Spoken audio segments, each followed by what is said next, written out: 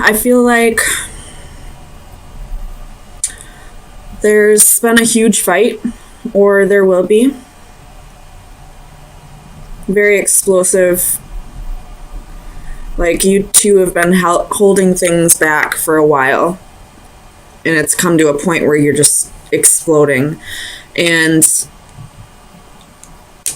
I feel like this death card is showing that this might be the end of a relationship, or this could be the end of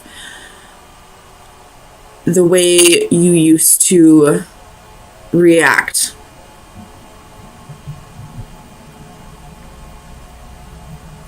Like, you're taking a look back at the situation and realizing that this was maybe blown out of proportion, or that this fight or argument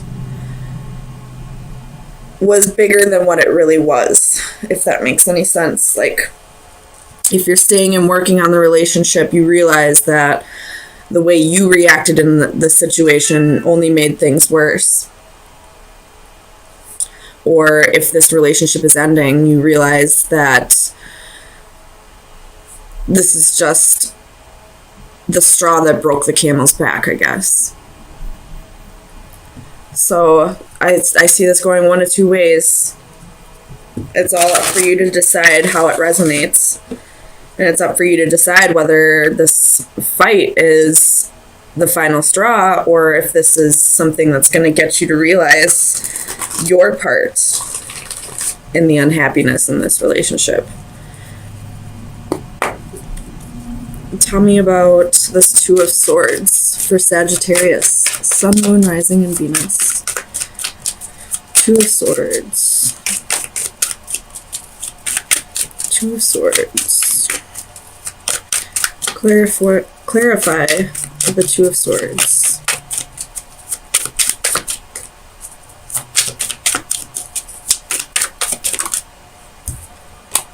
You have the Magician. So whichever you choose, whether to stay in the relationship and work on things, like genuinely work on them from your point of view, or if you decide that this relationship is over, you're ready for a new start. You're ready to manifest a new start. You're ready to manifest bigger and better, either with this person or without. Tell me about this Knight of Cups for Sagittarius, Sun, Moon, Rising, and Venus. You have the King of Swords reversed. So your partner, I feel like, is this Knight of Cups and King of Swords reversed. He or she wants to offer the love to you, but they're not communicating to you right now. They could be pissed off about the argument. They could be feeling like you don't want them to offer you this love. Maybe they feel like you just want your space right now. But they do have love for you. They're just not communicating that. Tell me about the Seven of Pentacles for Sagittarius. You got three of them. So you have the Five of Wands, the Four of Cups, and the Ace of Swords reversed. So you're really contemplating this right now. This fight has made you come to a turning point, and you're really unsure of what to do. You have the Four of Cups, and this is, contemplating the offer, not turning it down, but not taking it up. You're just thinking about it for now. And then you have the Ace of Swords reversed. This is really confused energy, not sure what to do, not seeing what the correct answer is at this time. And the Seven of Pentacles is, waiting for your harvest, waiting, the Four of Cups and the Seven of Pentacles are both cards of waiting, of, not acting on anything. Tell me about the Strength card for Sagittarius, Sun, Moon, Rising, and Venus. Strength. Justice reversed. So you realize that the way you reacted in the situation was unfair, and now you're trying to tame the beast, so to speak. And the beast could be your pride, your ego, or it could just be that you have a temper and you're realizing that, you know, sometimes you need to learn to ground yourself and balance yourself. And, you know, if you need to step away from the situation, then step away. Take the time that you need to cool down and come back with a clear head. Or this could be, if you are breaking up, the situation was unfair. Whatever this argument was about, it wasn't a balanced argument. This person came at you with something that you feel wasn't just, it wasn't fair. And now you're having the strength to stand up for yourself and set boundaries and tell this person, you're not allowed to treat me this way. And if that means we have to break up, then that means we have to break up. I have to do what's right for me. Tell me about this Nine of Cups for Sagittarius. Sun, Moon, Rising, and Venus. Page of Cups reversed. Two of Cups reversed. So, if you are staying with this person and you do work on things, I feel like there's a little bit of arrogance and you're maybe a little pride that's keeping you emotionally separated. You're not able to come together and cooperate correctly. If I do feel like this is a separation though, with the Page of Cups and the Two of Cups reversed and Eight of Cups at the bottom of the deck, I do feel like somebody is going to walk away from the situation because it just isn't it isn't what's right for you at this time. Doesn't mean that this is a permanent separation. This could be just temporary. But whatever this argument is, you know, it may have been over something very minuscule, something very small, but the way you both reacted in the situation said more than the fight itself.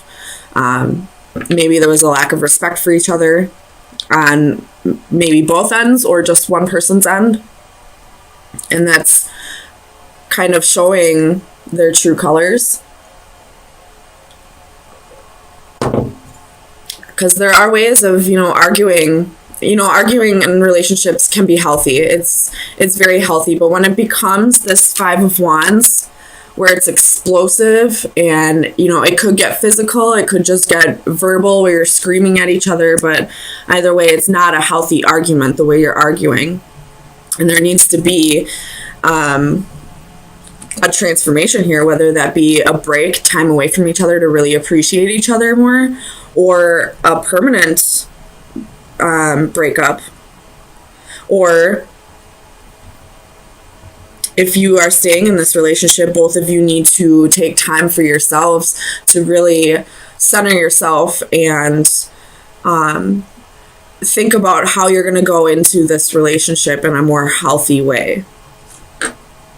Where you're going to both agree to argue in healthy ways. Maybe you're going to go to counseling, both, individual and couple counseling, I feel like would be beneficial if you do want to work on this. Especially like if you are going to couples counseling, make sure you do go to individual counseling as well. Generally in relationships, the one thing that, whether, it doesn't matter the actual reason why you broke up, the overall reason is because we had something about ourselves that we needed to work on, and we weren't able to fix it in time to fix the relationship. So if you are going to go to couples therapy, make sure you go to individual therapy as well. I know with my family, we went to family therapy back when I was a teenager, and we all individually went to therapy as well. And it definitely helps, not only because sometimes there's issues that you want to talk about that you can't talk about in front of your family, or, being able to say your side of the story unbiased, without worrying about what the other person's going to say, or, worrying if they're going to twist the story at all, you'll be able to get your side out of it. So if you do go to therapy, make sure you go for individual therapy as well. So let me get you an oracle card from the Oracle of Visions. Oops.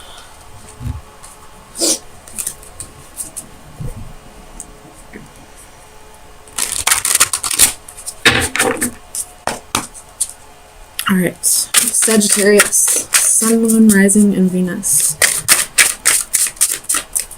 Sagittarius, Sun, Moon, Rising, and Venus. Sagittarius, Sun, Moon, Rising, and Venus. Sagittarius.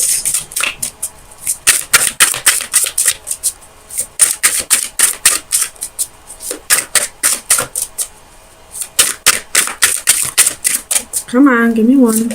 There we go. Flew right out the top of the deck. Alright. It's the number 44. That is a Ascended Master number. And it's about...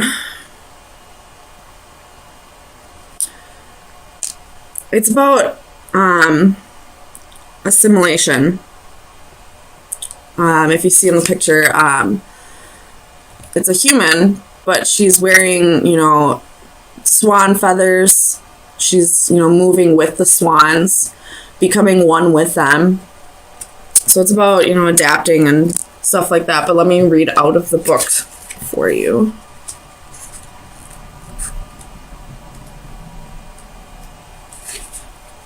Unison, common goals, shared values, at one with others. So I feel like this is going to resonate very well with this reading. It is probably not love that makes the world go around, but rather those mutually supportive alliances through which partners recognize their dependence on each other for the achievement of shared and private goals.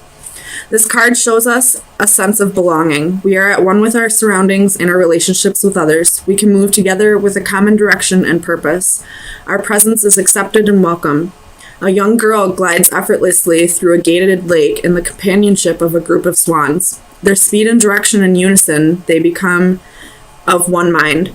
They symbolize finding new friends or a group who share similar ideas. There is a strong affinity with other like-minded souls. Be wary of becoming just one of many. At some point, their actions, their direction, and their pace may not be yours.